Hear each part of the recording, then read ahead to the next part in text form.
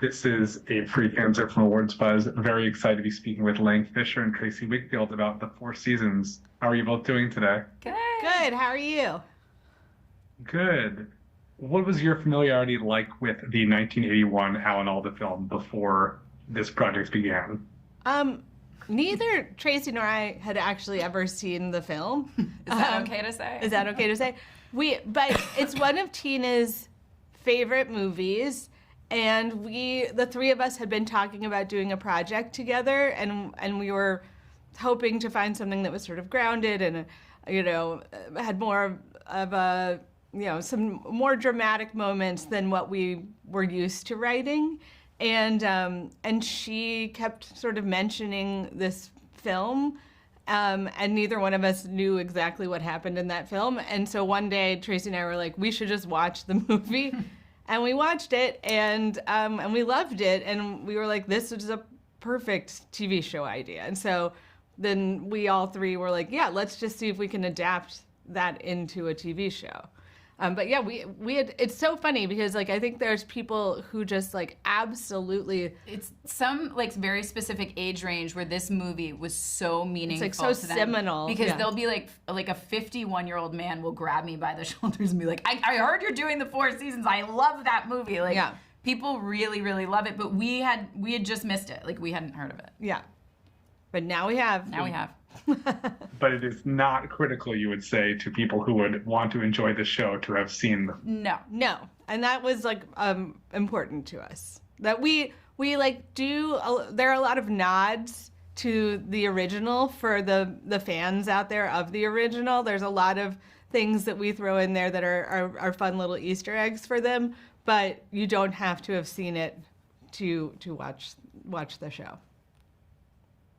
What was most critical for you to update to make sure that it was very relevant for today? We made a couple changes. We had to make a bunch of changes actually to the movie because we were updating it for to stretch out over 8 episodes of television. So we were going to need to go deeper with characters, a lot more plot, more set pieces and stuff. One thing that was important to us was Anne, the woman whose husband leaves her in the beginning of the movie in our show. She sort of disappears in the movie after a little while, and you don't really get to see what happens to her until she comes back at the end. And so for us, it's such an interesting thing that I think that felt really worth exploring.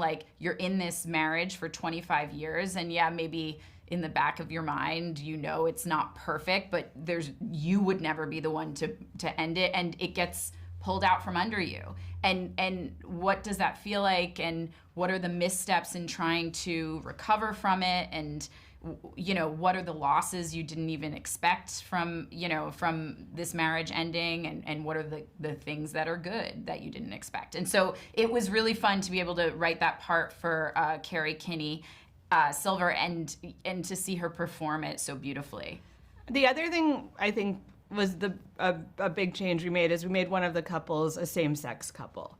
Right. So, Danny and Claudia from the original movie have now become Danny and Claude. And in the movie, they didn't really have so much of they didn't really have a through line, a big plot, right? Not that I remember. So their story is pretty invented. So they have kind of a newer story, and we sort of we changed up how people met each other. We kind of made them college friends, and so there's a few smaller things, but yeah. Was there any role that was particularly difficult or fun to cast? I was gonna say Ginny. That's yeah. Because that is a trope you've seen before, the young hot lady, and we just didn't want her to seem like a bimbo who was we didn't want her to seem like a cartoon. We wanted her to seem like a fully fleshed out character who's trying her best, who really wants to ingratiate herself with the group and to be, she's got hopes and dreams, and she really does love this man. She's not just some Gen Z influencer idiot or something, you know, like, and so finding the actress who could kind of pull that off, and that and then that, like, when you put her with Steve Carell, it doesn't feel icky, like that. Like a nice match. They seem like a nice match, and I think, you know, there's like some really romantic moments between them, and you are like, you surprise yourself by being like, I actually think they're good together, you know. So that Erica, you know, really was kind of the perfect Ginny for that reason. I think she sometimes feels like the most mature character in some of the That's scenes, right. which is interesting.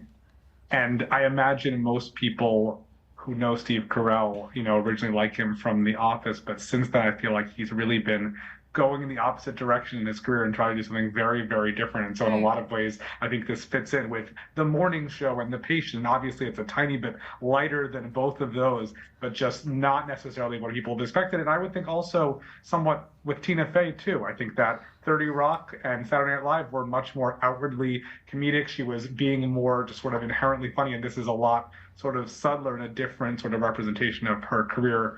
How do you feel about that, and what was it like working with her behind the scenes? I think, you know, I yes, and I will say, I think there are definitely moments where people will be excited to see Steve be very funny. Like he hurts his foot on a rock, and I'm like, oh my God, it's Michael Scott or the 40-year-old virgin. But and I think Tina has moments where she's really funny too. But you're totally right. This is like a new for her, for Carrie. It's an opportunity to see them do something. And Tina's done dramatic stuff before, but she's so good in this. And and I think she's just such a a natural, real actor who I feel like I really feel what she's going through in this more than a lot of stuff I've seen her in before. That I think she just like really goes to such like beautiful emotional places, and I think people are going to be really wowed by her. And I think with the Steve of it all too, it's like, that's a character you can easily hate, you know, a man who just ditches his wife. And then, like, I mean, he could have come across as like such like a bro-y asshole, but he's Steve Carell, and so you realize, like, even though he's doing this thing like at the top of the season, which is, you know, like upsetting, it's like he's doing it because he is miserable and he's like fighting for his life to like live again. And I think you really, by the end of like the season, you really feel for him and you like empathize. And I think he as a performer balanced that so well. Like, you know, just in like the winter episodes, like when he's like talking to his friends on the phone, he's so like vulnerable and sweet and just like loves them so much. And I don't know, I think he's so winning, even though there's like a part of the character that is like dislikable, you know. I know that in doing interviews for the White Lotus, I like to ask, like, should people want to see parts of themselves in these Right. characters? I feel like this is obviously a bit gentler, and these people are certainly nicer than those. But do you feel like these are meant to be sympathetic, relatable characters, or you sort of want to not emulate what these people are doing? No, this isn't a show where you love it because you hate everybody. This is not that. I love all these characters, and I think if we were successful, the audience will love all of them as well. And I think, you know, there are moments where you can see them failing or being shitty or, you know, doing human things. But I hope those are moments that feel relatable in, you know, because we all do those things. But I think they are good characters. I think they're all good at heart. And would you say that the 4 seasons, you know, framework, is that something that you like as a challenge, or can that be somewhat difficult sometimes just to check in at those few moments throughout the year?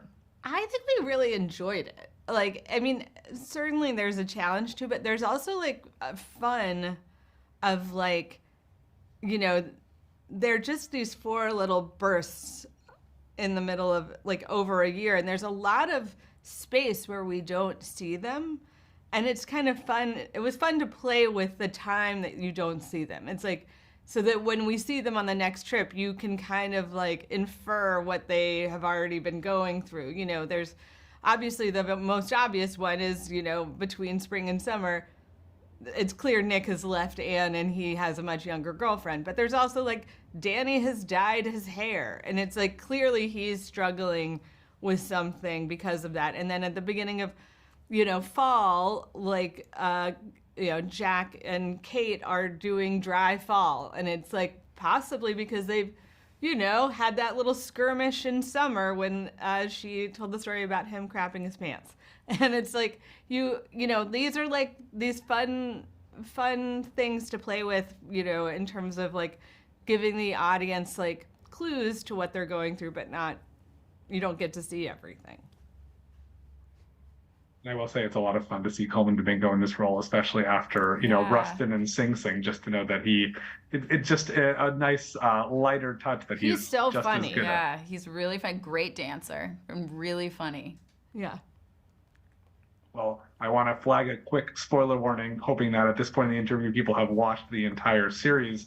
If you watch the entire show and you stop like 30 seconds beforehand, you're like, oh, wrapped up in a bow, everything is great. You know, this is a limited series, nothing to continue. But obviously, you know, as long as your Netflix doesn't come in and take you to a different show too quickly, you see that there is potentially more to this story. Is that sort of thrown in as a bit of a joke and like, let's see what could happen? Or is there a possibility there could be more of this? I think there is a possibility there could be more. Like, if they want us to do more, we have a lot of ideas for season 2. And, you know, I don't think it would be like a White Lotus, like an anthology thing. I think we love this group of people. And it was fun for us to kind of think about, well, throwing forward that Ginny's pregnant, that gives her, you know, a forever link to Anne and to this group of friends. And, you know, coming out of this season, what would happen to these people next year, and what 4 places could we pick them up on, and what else could be happening in their lives. And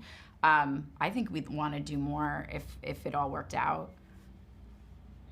And I'll ask a question I probably should have asked before this, which is that if people haven't watched all the episodes, do you think 2 at a time is the right choice? Do you think all 8 right away? A lot of people have been telling us, which I hope is a good sign, that they watched all 8 right away. That I binged the whole thing last night with my husband or whatever. You know, they're a little bit built to drag you to the next one. So even there's little cliffhangers within seasons, but really at the end of each season, we tried to design it so that there's a reason why you'll want to see, oh wait, but what happens in fall then? So but if you want to have like a thematic viewing party for each season, you know, if you wanted to like have like a fall themed cocktail while you saw fall, sure, you can do whatever you want, really. You tend in watching other things to try to binge things, or do you like to spread stuff out?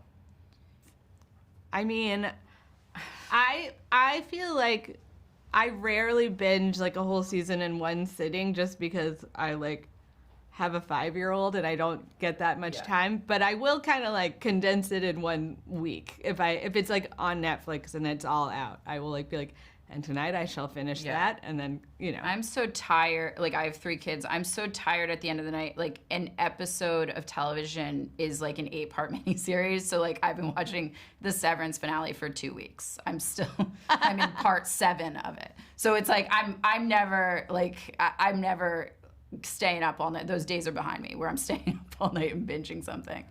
Not anymore. Well, I think that's a helpful comment for what I wanted to ask, which is whether you think this will appeal specifically to people who, you know, like those few fans you found of the original film, might relate very specifically to these couples and where they are at this point in life, or if you think that it's meant that, or if people maybe will receive it differently if they're at a very different stage of life, or maybe if Ginny is the one that they can relate to most out of everybody. I think anyone can relate to it, because I mean, you don't need to be married. It's so much about good friendship. Like, someone in their 20s who have like a solid friend group who go on trips together will like Yeah. see themselves in it, because it's like the truth is even though you're in a specific time of life, you're kind of the same person always. Yeah. Like you're like, yeah. if you're the type A lady who plans the trips, you've been the type A You're lady. that when you're 22. Yeah, you're always that person. Yeah. And so I think like for like younger people who like want to imagine like their group of friends older, you know, because several of the people in our group like went to college together, and there's an episode where they go back to their college, and I think there's a lot that could appeal to different age groups. While you're waiting to see the show released, do you have other plans, the other projects that you're working on might be in development for either of you? I'm like, No. not right now. Not right now. We're just Lang and I are supposed to be writing a movie that Yeah. we thought of during the strike, and then can't get it can't get it together. can't to get write. it together. But we're gonna do it. Yeah, one day. No, we've really been. I mean, this was such a all-encompassing, like, it was our whole year. It really, like, because we pitched this Yeah. right after. It was like, oh, we were ready to pitch it, and then the strike happened, and then we pitched it right after the strike, and then In like December, and then like the room started. The and room then, started. I had a baby. Right. We started shooting, and then the shooting was out of LA. It was in New York and Puerto Rico. So we, like, Lang and I switched off, and it was a lot of travel and stuff, and then we were editing it. So it really was it's so lovely that it's coming out right now, and it feels like it's such a nice feeling at the end of what was like a pretty hectic year. It was Yeah. a lot for that year, you know. Well, congratulations on the show and best of luck with it. Thank you so much.